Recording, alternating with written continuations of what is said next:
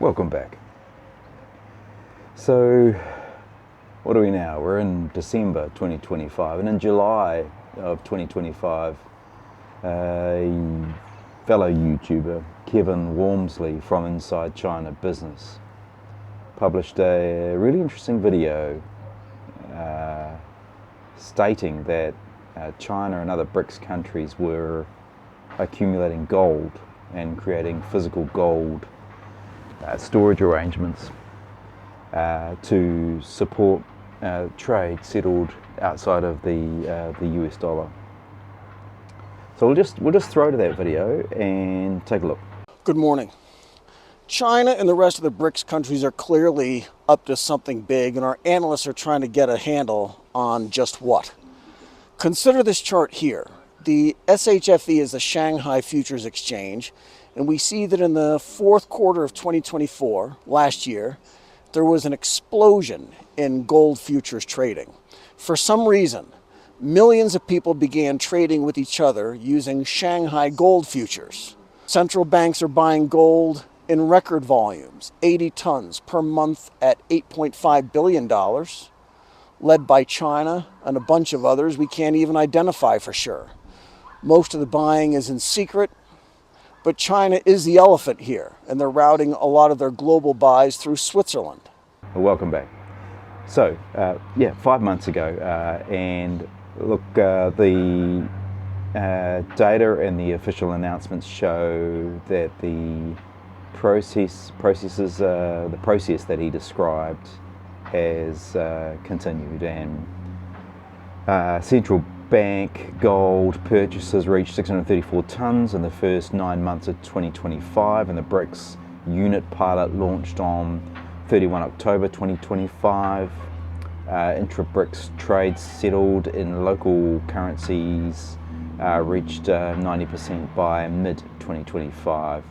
It's quite a stunning statement that I've run through a fact checker, and that will be in the notes below and over on my Substack. But look, I'll just read that again. So, intra-BRICS trade settled in local currencies reached 90% by the middle of 2025. So what does that mean? That means if Brazil sells or buys energy from Russia, and then they use that energy to create some good, and then sell that to another party inside the BRICS group, those transactions are all being settled in local currencies. So they could be settled in rupee, or they could be settled in yuan, or they could be settled in with Russia with their currency. So yeah, you can see this is a significant departure. 90% of transactions settled in non-US dollar. This is not good for Team West. It's not good at all. We don't want that. That means we've got less power and less control in this world of ours. So let's zoom in. Since Kevin put his video out, let's just zoom in and see what's happened since then. And let's just recap first what he did say. He said trading volume on the Shanghai Gold Exchange had increased significantly. Central banks had become large net buyers, purchasing 80 to 100 tons per month with no reported sellers. Nobody's selling it, they're only buying it. And the difference between officially reported purchases and the estimated total purchases indicated something is very fishy. There's additional unreported buying occurring. So there is a massive appetite. There has been, and there continues to be a huge appetite for gold. Previously stored in London and New York, a bunch of gold's been moved to vaults in Switzerland, Singapore and China, and the proposed mechanism, BRICS countries would deposit gold in each other's vaults. So the example of Russia, or Brazil and China, and Russia being involved, they would put a big chunk of gold in each other's vaults, and then gold would serve as collateral and allow trade to be settled in national currencies backed by that physical gold instead of US dollars. So, and I think this has been the way that the world has operated historically, where gold is stored in London, or in New York, in in the West. It's been stored in the West because the West has been the central power, and you had to go and put your gold in there as a collateral, as a guarantee, and then they would essentially trade with you. I think that's fundamentally changing, and possibly in 2025 it's changed. But let's just now go from Kevin's article and sort of look at what's happened since July. So central bank gold purchases reached 634 tonnes in the first 9 months of 2025. According to the World Gold Council, central banks are on track for a fourth consecutive year of purchases exceeding 1,000 tonnes annually. BRICS and associated countries have accounted for a significant share of these purchases, and gold custody volumes in Singapore have increased, with bullion sales now up 35% year on year in the first quarter of 2025. The investment rose 37%. Investment demand, I should say, rose 37% in Q2. Saudi Arabia has expanded their RMB oil mechanisms with China, including a $7 billion currency swap, and discussions on gold-linked trade have continued.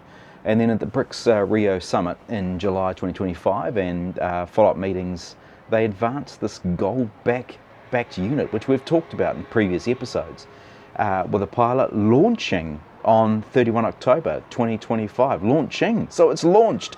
So the unit, this thing called the BRICS Unit, you've got to find a better name for it, but at the moment they're referring to it as the unit, is backed by 40% gold, 60% BRICS currencies. That's just mind-blowing. 40% backed by gold. So is this unit a currency? I mean, they're referring to it as a unit, so I'm not quite sure. We'll go into that in details.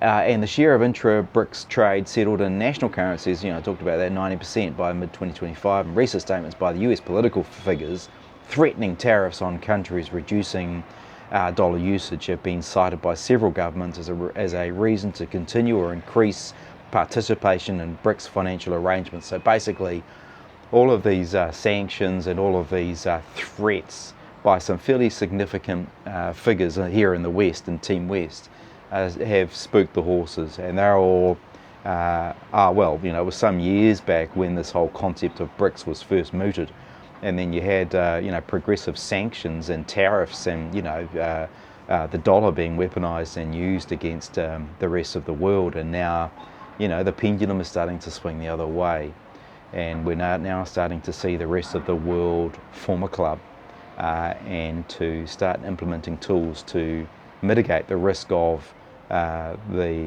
Team West doing stupid shit, which is kind of, I guess that's what we've done, and hopefully it can be turned around and it's not too late. I guess we will see. So some really interesting observations and predictions from Kevin in July, and there's significant evidence that, one, he was right, and two, it's things are escalating and it's getting worse for us in Team West. Hang in there, guys. Peace out.